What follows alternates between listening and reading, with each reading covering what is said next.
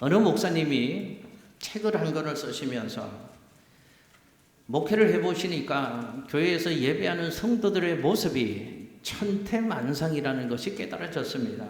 그래서 그 교인들의 예배하는 모습을 보니까 10가지 파가 있더라 라고 생각되어져서 그 목사님의 책에서 10가지 예배하는 성도들의 모습을 재미있게 설명해 주셨습니다. 화면을 한번 보실까요? 첫 번째는 이런 파도 있답니다. 딴 생각파가 있답니다. 딴 생각파는 멍하니 습관적으로 앉아서 강단을 째려보시는 분들이 있습니다. 딴 생각파랍니다. 또 어떤 분들은 주보에 밑줄을 끊고 교정까지 정확하게 보시려고 하는 읽기파가 있으시답니다. 또 어떤 이는 참 희한하죠. 예배를 시작하면 졸기 시작합니다. 그런데 더 희한한 것은 축도를 마치면 또 정확하게 그 시간을 깨어나는 수면파가 있답니다. 또 어떤 분들은 수시로 시계를 들여다보는 시간 절약파가 있답니다. 또 어떤 분들은 옆 사람과 글을 주고받으면서 대화하는 쪽지파도 있더라는 겁니다. 또 어떤 분들은 예배 후에 모임이 있고 회의가 있는데 예배 시간에 그 회의를 또 열심히 준비하는 회의파가 있답니다. 또 예배 시간에 이것도 희한합니다. 다른 시간에는 성경을 읽지 않다가 꼭 예배 시간에 성경을 집중해서 뒤적뒤적 성경을 읽으시는 독서파도 있더랍니다. 또 주위의 아기들에게 눈을 맞추고 연신 까꿍까꿍을 발사하는 유머파도 있답니다. 또 어떤 분들은 설교를 만큼 잘하나 채점하는 시험 채점파도 있답니다. 또 어떤 분들은 처음부터 끝까지 팔짱을 낀 채 연극 구경하듯 예배를 구경하는 관람객파도 있더랍니다. 여러분 제가 여쭤보겠습니다. 여러분들은 무슨 파이십니까? 수면파십니까? 관람파십니까? 우리는 평생을 예배하는 자로서 부름받고 예배의 삶을 살아가는데 우리 자신에게 이런 질문을 던져야 합니다. 과연 내가 드리는 예배는 하나님이 받으시는 예배인가? 바른 예배는 어떤 예배인가? 하나님이 예배자를 찾으신다고 하는데 하나님이 찾으시는 그 예배자는 어떤 모습일까? 우리 그 질문을 우리에게 자주 던져야 합니다. 그리고 그 질문으로 우리의 예배의 삶을 잘 살펴봐야 합니다. 여러분 오늘 우리가 살고 있는 이 시대는 예배의 홍수 속에 살고 있습니다. 그러나 오늘 이 시대는 예배를 소홀히 여기는 시대라고 얘기할 수 있습니다. 더 정확하게 말씀드려 볼까요? 성도들의 삶에서 예배가 병들어가고 있습니다. 왜 그럴까요? 예배가 소홀히 여겨지는 이유는 예배가 얼마나 영광스러운가에 대한 인식 부족 때문에 예배를 소홀히 여기는 경향이 있는 것 같습니다. 예배의 영광을 잘 알지 못하기 때문에 예배의 감격을 모르는 것이죠. 예배의 감격을 모르니 자연스럽게 예배를 소홀히 여기는 신앙의 삶을 살고 있는 것입니다. 여러분 오늘 예배에 대해서 하나님 주시는 말씀을 마지막으로 나눠보려고 합니다. 여러분 성경의 제일 끝부분인 요한계시록을 오늘 본문 말씀으로 삼았습니다. 이 요한계시록 내용이 어떤 내용인가? 사도 요한이 하나님의 특별한 은혜로 하늘의 비밀과 하늘에 관한 신비스러운 체험을 경험하게 되어집니다.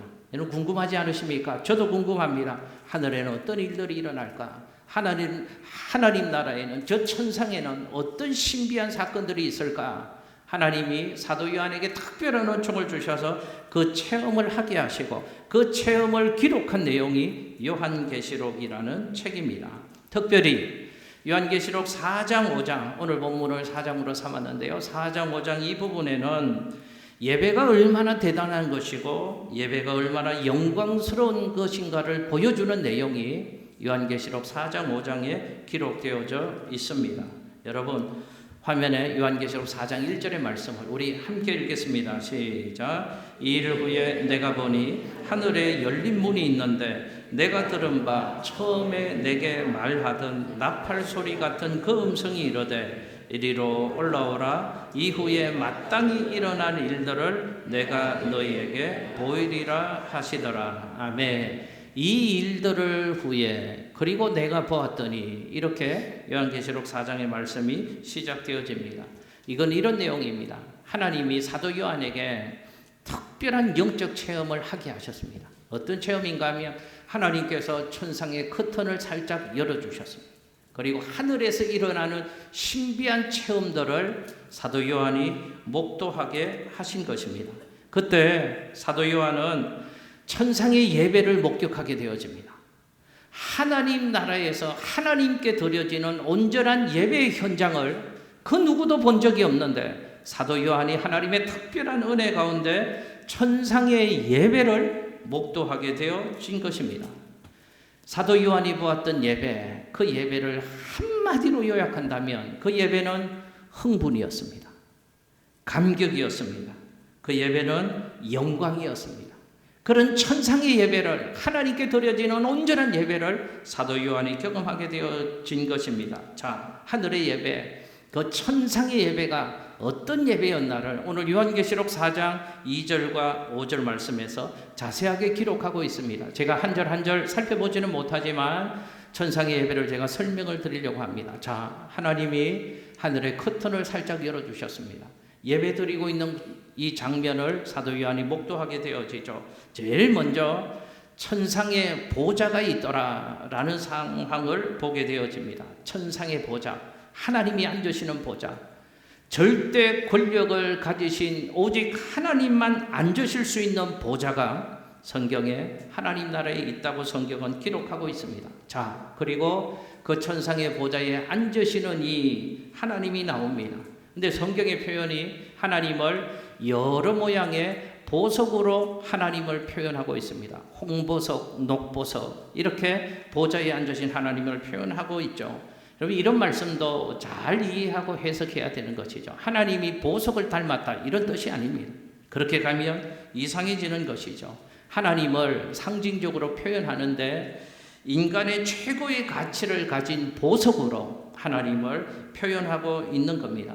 하나님의 영광스러움, 하나님의 음위하심, 하나님의 존귀하심을 이렇게 상징적으로 표현하고 있는 겁니다. 자, 하나님의 보좌가 있고 하나님 보좌에 앉으신 이가 있었다, 성경이 기록합니다. 그리고 하늘 보좌 주위로 24보좌가 둘러져 있었고 그 보좌에 24장로가 앉아있더라 하는 모습을 목도하게 되어집니다. 여러분, 화면에 요한계시록 4장 4절의 말씀을 함께 읽습니다.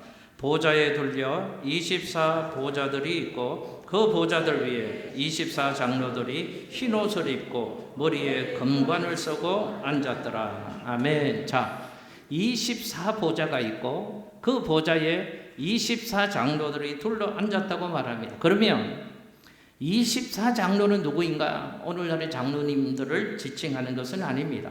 성경학자들은 통일되게 이 24장로는 구약의 12지파를 대표하는 것이고 신약의 12제자를 상징적으로 표현하는 것이다 라고 성경학자들은 말합니다. 그러니까 24장로는 누구를 의미하는 것인가 하면 구약과 신약을 통틀어서 모든 하나님의 백성들을 지칭하는 대표적인 인물을 24장로로 표현하고 있는 겁니다.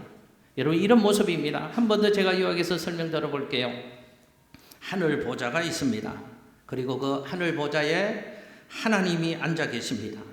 그리고 하늘 보좌를 중심으로 24보좌가 있고 그 보좌에 24장로들이 앉아 있더라, 그 말입니다. 이게 무슨 장면이라고요? 천상의 하나님 나라에 예배하는 현장의 모습을 사도 요한을 통해서 이렇게 목격하게 하시고 사도 요한이 이렇게 기록한 내용입니다. 자, 이 장면을요, 천상의 예배의 현장이기도 하지만 이 장면은 오늘날 우리가 예배할 때 천상의 예배처럼 동일하게 일어나는 영적인 현상을 우리에게 보여주고 있는 말씀이라는 사실을 기억하셔야 합니다. 그럼 예배가 무엇인가? 예배는 이런 것입니다. 하나님의 사람들이 하나님의 보좌를 향하여 둘러 앉아서 하나님과 얼굴을 마주하고 있는 것, 그것이 예배입니다. 하나님의 사람들이 하나님의 보좌에 둘러 앉아서 하나님과 얼굴을 마주하고 있는 것, 우린 지금 그런 예배를 드리고 있는 것이죠. 여러분, 그렇다면 예배가 정말 그런 것이라면 예배의 자리는요, 종교의식을 진행하는 자리가 아니라는 사실을 가슴 깊이 기억하셔야 합니다. 예배는 하나님의 보좌를 향하여 하나님을 예배하는 자들이 함께 대면하여 앉아있는 곳, 그것이 예배고 그것이 예배의 자리다. 성경은 우리에게 말씀하고 있는 겁니다. 그럼 사도 요한이 천상의 예배를 보았잖아요. 사도 요한의 마음이 어땠을까요? 흥분이었습니다. 감격이었습니다. 이게 예배구나. 이게 예배하는 자리구나. 깊은 감격과 흥분을 주체할 수 없었을 겁니다. 여러분, 그 감격과 흥분을 조금 다스리시고요. 구체적으로 예배에는 어떤 영광과 특권을 경험할 수 있는가 하는 예배에 대한 교훈을 오늘 주시는 말씀을 통하여 함께 나누겠습니다. 여러분, 한번 저 따라서 해보실까요? 예배에는 만남의 영광이 있다. 여러분, 화면에 요한계시록 4장 4절 말씀을 한 번 더 읽겠습니다. 시작. 또 보좌에 둘러 24 보좌들이 있고 그 보좌를 위해 24 장로들이 흰 옷을 입고 머리에 금관을 쓰고 앉았더라. 아멘. 자, 세상의 그 어떤 보석으로도 설명할 수 없는 그 영광스러운 하나님의 보좌, 그 앞에 24 보좌가 있고 24 장로들이 하나님을 대면하고 있더라. 그것이 천상의 예배였다고 성경은 우리에게 교훈을 하고 있습니다. 여러분, 이 천상의 예배를 통해서 예배가 무엇인가를 우리는 분명히 기억하셔야죠. 간단하게 예배를 정의한다면 천상의 예배를 보고 예배는 무엇인가 이렇게 정의할 수 있습니다. 예배는 하나님을 만나는 것입니다. 한번 저 따라서 해보실게요. 예배는 하나님을 만나는 것이다. 할렐루야. 여러분들 지금 하나님을 만나고 계시다니까요. 예배는 사람 만나는 게 아닙니다. 사람을 의식해서 예배해서는 안 됩니다. 사람의 영향받는 예배가 되어서는 아니 된다, 그 말입니다. 예배는 하나님을 만나는 것입니다. 하나님의 얼굴을 대면하여서 하나님을 만나는 것이고 하나님과 더불어 사귀는 시간이 예배 시간이다 하는 겁니다. 그러므로 예배 시간에는 하나님 앞에 내 모든 것을 내어놓고 그분과 영광스러운 사귐을 가지는 것, 그 축복이 있는 시간이 예배라는 시간입니다. 예전에 섬겼던 교회에서 막 예배가 끝나고 그 교회에서 섬기고 있는 청년을 만났습니다. 그 청년을 예배가 끝나고 로비에서 만나자 그 청년이 제게 하는 말이 특정인이니까 한자는 동그라미로 하겠습니다. 목사님, 송땡교 아시죠? 송땡교가 누굴까? 또 한참 생각하시면 그게 중요한 게 아니고 유명한 연예인을 얘기하는 겁니다. 송땡교를 아시죠? 알지. 목사님, 제가 그 송땡교를 만났다니까요. 어디서? 백화점에서 만났다니까요. 언제? 며칠 전에 만났어요.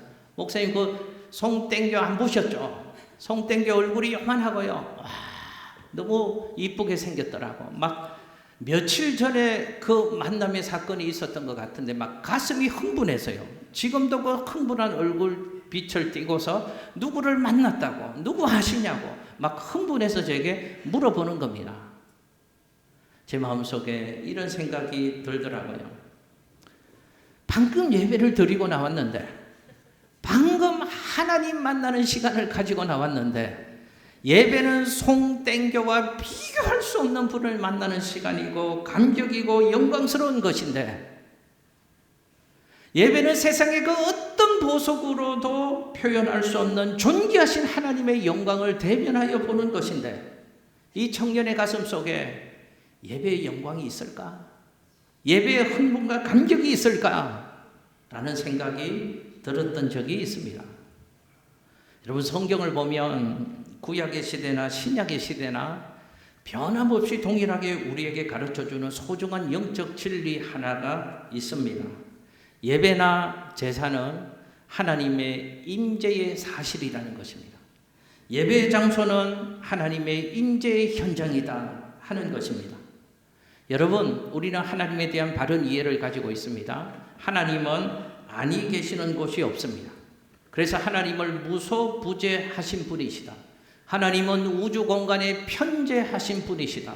하나님은 어디에서나 계시는 분이라고 우리는 고백합니다. 그런데 우리 모두가 알고 있는 것처럼 구약에서도 하나님은 이상스럽게도 특별히 이스라엘 백성들에게 만나 주실 때 성막에서 만나 주시겠다고 말씀을 하십니다.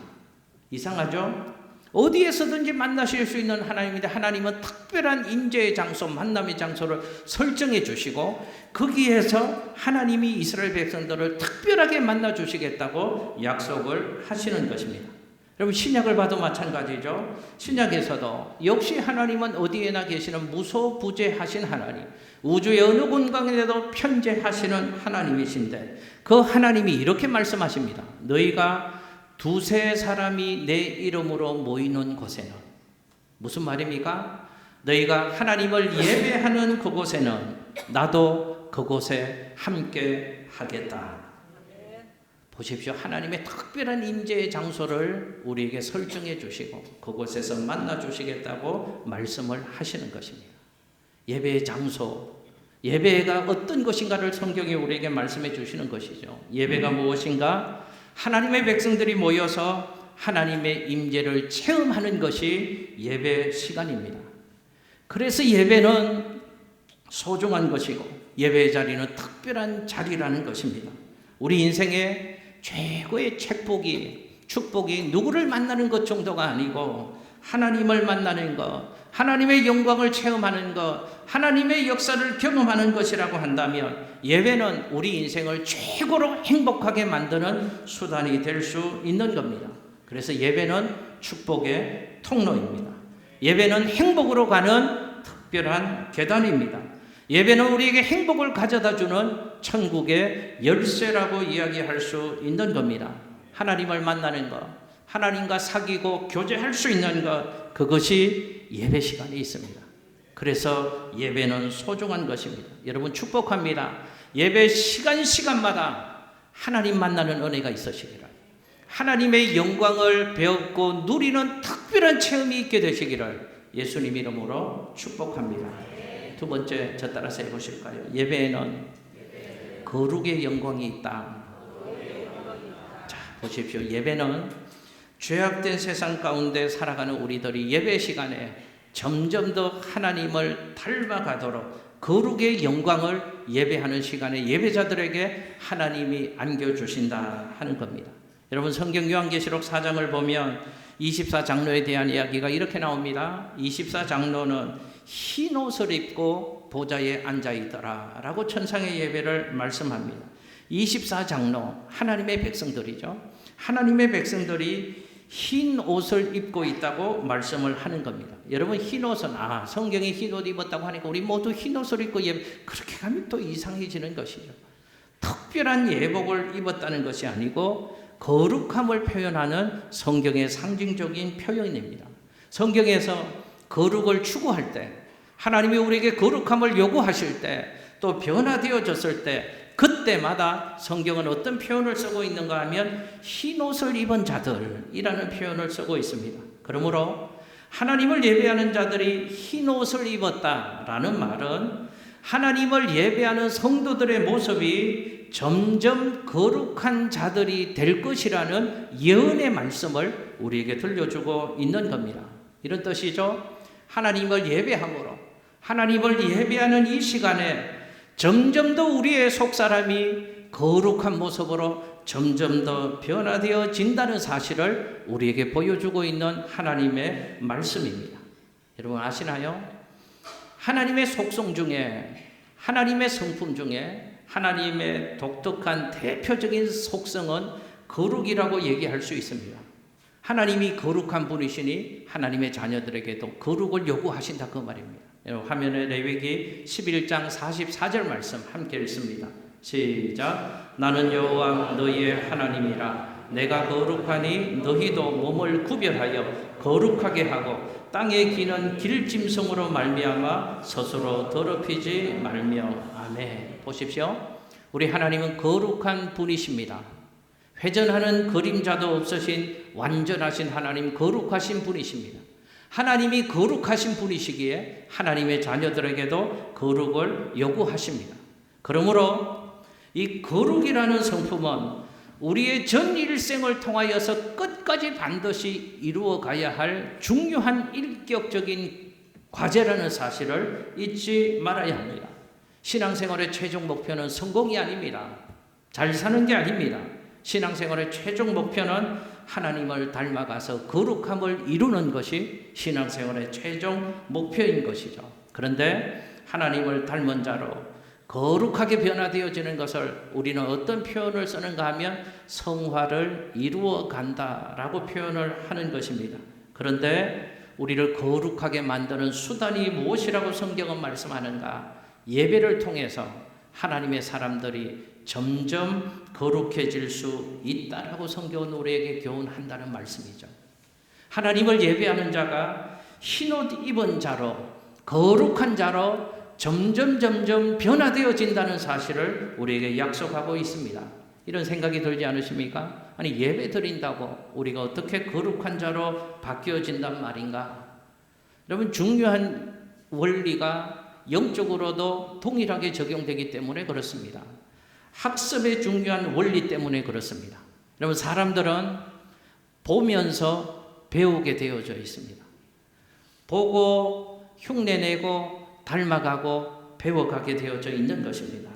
그래서 부모가 아이들의 인격 형성에 지대한 영향을 미친다고 얘기하는 것이죠. 만약에 아빠가 뒷짐을 지고 에헴 이렇게 하면서 걸어가면 그 모습을 자식들이 봅니다. 처음에는 뒷짐도 안 지고 에헴도 안 하는 거죠. 점점 아빠의 그 모습을 보면서 그 아이도 뒷짐을 어느 날 집니다. 한두 번씩 에헴 합니다. 그러다가 뒷짐을 지고 아버지와 똑같은 모습으로 에헴하는 사람으로 바뀌어지는 것이죠. 여러분, 24장로가 하나님의 보좌에 둘러 앉았다라는 말은 그래서 그들은 하나님을 본다는 겁니다. 그래서 그들은 하나님을 흉내낸다는 겁니다. 그래서 그들 스스로가 거룩한 존재로 닮아가게 되어져 있다는 겁니다. 무슨 말씀을 하는가? 예배가 그들을 거룩한 존재로 변화시키더라 하는 것을 우리에게 말씀하고 있는 겁니다. 기억하십시오. 거룩은 우리 결심과 의지로만 되는 것이 아닙니다. 하나님을 예배할 때 우리 안에 하나님의 은혜로 점점 더 하나님의 형상을 닮아가는 거룩해지는 하나님의 사람으로, 하나님 기뻐하는 인격과 신앙의 사람으로 바뀌어지는 줄로 믿습니다. 그러므로 예배는 우리를 거룩하게 만드는 중요한 수단이라는 사실을 기억하십시오. 그러므로 예배할 때마다, 기도할 때마다 이런 기도를 해야 됩니다. 하나님, 오늘 예배를 통해서 내가 하나님을 닮아가는 거룩한 존재로 변화되게 하여 주시옵소서. 이 예배의 영광을 누리는 우리 성도님들 되시기를 예수님 이름으로 축복합니다. 여러분, 또 하나 저 따라서 해보실게요. 예배에는 경배의 영광이 있다. 요한계시록 4장 8절 말씀을 화면에서 함께 읽습니다. 내 생물은 각각 6 날개를 가졌고 그 안과 주위에는 눈들이 가득하더라. 그들이 밤낮 쉬지 않고 이르기를 거룩하다 거룩하다 거룩하다 주 하나님 곧 전능하신 이여 전에도 계셨고 이제도 계시고 장차 오실 이시라 하고. 아멘. 자, 보십시오. 앞에 말씀을 좀 띄워주시고, 내 생물이 쉬지 않고 하나님을 찬양하고 있더라. 천상의 예배의 장면을 성경이 저렇게 말씀하고 있습니다. 저기서 내 생물은 누구인가? 인간을 포함한 모든 피조물들을 상징하는 것입니다. 그들이, 인간을 포함한 모든 피조물들이 하나님을 경배하고 찬송하고 있는 것이 천상의 예배라고 예배의 장면을 말씀합니다. 여러분, 또 읽지는 않았지만 요한계시록 4장 10절에 보면 신구약 시대의 예배자를 대표하는 24장로가 보좌에 앉으신 하나님 앞에 엎드려서 고백하는 내용이 나옵니다. 예배자들이 엎드려서 하나님께 무슨 고백을 하는가 하면 우리 주 하나님이여 영광과 존귀와 능력을 받으시는 것이 합당하오니 라고 하나님을 찬송하고 예배에 있다는 것이. 그럼 예배하는 자들이 뭐 하고 있는가 하면 딴 생각하지 않고 하나님을 바라보면서 하나님을 경배하는 것이 천상의 예배하는 모습이라고 성경은 우리에게 교훈하고 있는 겁니다. 이것이 예배고 이것이 예배자가 누려야 될 영광이라는 사실을 성경은 우리에게 말씀합니다. 여러분, 그들은 하나님을 예배하는 하나님의 사람들은 보좌 앞에 엎드려서 하나님만을 높이며 하나님을 찬양하며 하나님을 경배했습니다. 여러분 잘 생각해 보십시오. 하나님을 예배하는 것, 하나님 앞에 엎드려서 하나님을 찬양하고 경배하고 하나님의 영광을 높여드리는 예배는 아무나 할 수 있는 것이 아니라는 사실을 우리는 기억하셔야 합니다. 예배는 누구만 할 수 있는가? 하나님으로부터 부름받은 특별한 자들, 하나님의 십자가의 은혜에 의해서 하나님의 자녀가 된 사람들만 하나님 앞에 나올 수 있는 것이고 하나님 앞에 엎드릴 수 있는 것이고 찬송과 영광을 통해서 하나님을 예배할 수 있는 겁니다. 그래서 예배는 우리에게 영광이 되는 겁니다. 그래서 예배는 축복이라고 얘기할 수 있는 겁니다.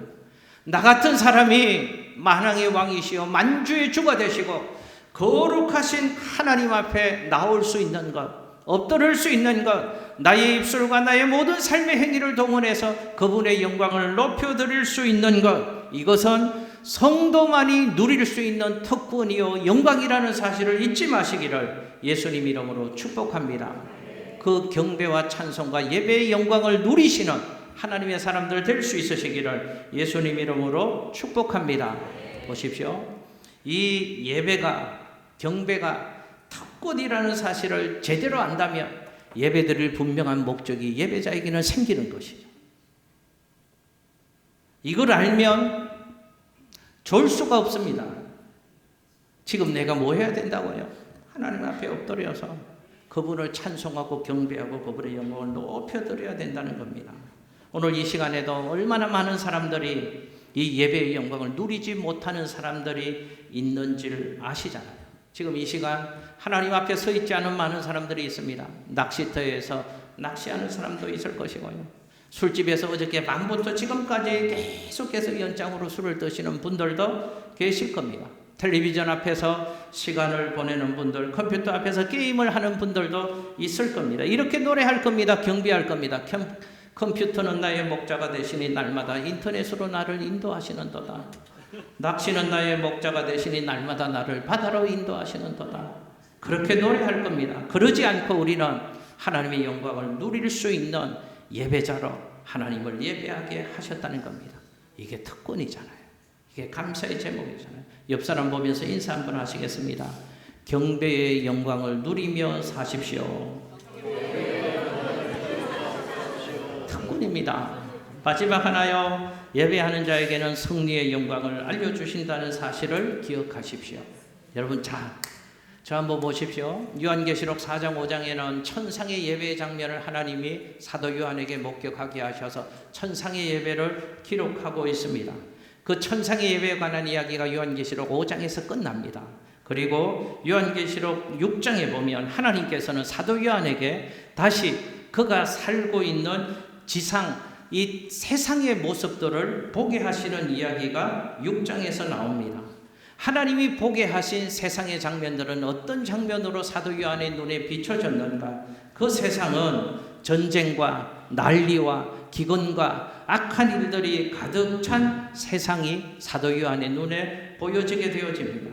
6장과 7장에서 나타난 난리와 소문과 기근과 이 어둠의 세상이 바로 예배자들이 살아가야 될 삶의 현주소라는 것을 하나님께서는 예배의 영광을 경험한 사도 요한에게 보게 하셨다는 겁니다. 그런데 하나님이 이 말씀, 이 교훈을 주시고 싶은 겁니다. 예배하는 자가 살아가야 되는 세상이 이토록 전쟁 같은 세상이고 전쟁과 질병과 각종 난리와 어둠의 소식이 끊이지 않는 어지러운 세상 가운데 하나님을 예배하는 예배자들이 살고 있지만 하나님을 예배하는 자는 하나님으로 말미암아서 이 세상을 능히 이길 수 있다라는 사실을 하나님이 말씀하고 있는 겁니다. 하나님의 그 약속의 말씀을 화면에서 한번 보시겠습니다. 요한계시록 7장 15절 말씀 같이 한번 읽습니다. 시작. 그러므로 그들이 하나님의 보좌 앞에 있고 또 그의 성전에서 밤낮 하나님을 섬기며 보좌에 앉으시니가 그들 위에 장막을 치시리니. 아멘. 할렐루야. 여러분 잘 보십시오. 이 말씀 띄워주십시오. 하나님을 예배하는 자들에게 그들이 살고 있는 세상은 어지러운 세상이고 전쟁 같은 세상 속에서 연약하고 초라한 모습으로 살아갈지라도 하나님을 예배하는 자들에게는 이런 승리를 하나님이 약속해 주시는 것입니다. 이 약속은 누구에게 주시는 것인가? 하나님 보좌 앞에 있는 자들, 밤낮 하나님을 섬기는 자들에게 하나님이 주시는 약속입니다. 여러분, 하나님의 보좌 앞에 있다, 하나님을 밤낮 섬긴다, 저 말은 무슨 말인가 하면 예배한다는 뜻입니다. 예배를 소중히 알고 세상에서의 삶을 살아가는 하나님의 사람들을 일컫는 말입니다. 예배하는 인생에게 예배를 소중히 여기며 예배를 세상 다른 것과 타협하지 않고 하나님을 예배하며 세상을 살아가는 사람들에게는 하나님이 이런 승리의 약속을 주시는 겁니다. 화면에 요한계시록 7장 16절 17절 함께 읽겠습니다. 시작. 그들이 다시는 줄이지도 아니하며 목마르지도 아니하고 해나 아무 뜨거운 기운에 상하지도 아니하리니 이는 보좌 가운데서 계신 어린 양이 그들의 목자가 되사 생명수 샘으로 인도하시고 하나님께서 그들의 눈에서 모든 눈물을 씻어 주실 것입니다. 아멘. 할렐루야. 할렐루야. 어떤 자들에게 주시는 약속이라고요? 예배하는 자들, 예배를 소중히 여기며 세상에서의 삶을 살아가는 자들에게 하나님이 약속하시는 겁니다. 예배했더니, 예배를 소중히 여기는 그리스도인의 삶을 살았더니, 그랬더니 하나님이 그들의 인생 위에 장막을 쳐 주시겠다는 겁니다. 그래서 하나님이 다시는 줄이지도 아니하고 목마르지도 아니하고 상하지도 않도록 하나님이 저희 인생의 목자가 되어 주셔서 저들을 생명수 샘으로 인도해 주신다. 할렐루야. 어떤 자들에게 주시는 약속이라고요? 듣기 좋은 위로와 격려의 말씀이 아닙니다. 저는 이 말씀을 믿기에 생명 걸고 예배 드리려고 하고 우리 성도들에게 예배는 생명을 걸어야 되는 것이라고 힘주어 얘기하고 있는 겁니다. 누구에게 주신 약속인가? 예배하는 자들에게 하나님의 보좌 앞에서 예배를 소중히 여기면서 다른 어떤 것과 예배를 타협하지 않고 하나님 앞에 정직하게 하나님 기뻐 받으시는 예배를 드리려고 하는 자들에게 주시는 하나님의 약속입니다. 우리가 사는 세상은 전쟁과 난리와 기근과 각종 어둠의 역사들이 있는 세상이지만 세상 가운데 살더라도 하나님이 우리에게 승리를 약속해 주시는 줄로 믿습니다. 여러분, 예배를 통하여 하나님을 만나고 예배의 영광과 감격을 체험한 사람은 예배의 은혜와 능력이 그 삶에도 영향을 미친다는 사실을 기억하십시오. 성령이 나를 지배하시고 하나님의 은혜가 내 삶을 간섭하시기 때문에 세상에서도 승리하는 하나님의 사람이 될 수 있는 겁니다. 그러므로 우리 사랑하는 성도님들 축복해 드립니다. 예배를 더 사랑하셨으면 좋겠습니다. 예배에도 힘을 쓰셨으면 좋겠습니다. 예배를 여러분의 삶의 최우선순위에 둘 수 있기를 예수님의 이름으로 축복합니다. 일평생 하나님을 예배하며 살 것인데 형식적인 예배, 습관적인 예배가 아니고 예배의 감격에 푹 빠져서 하나님 기뻐 받으시는 예배를 드리는 예배자로 승리하는 저와 여러분들의 삶이 될 수 있으시기를 예수님 이름으로 축복합니다.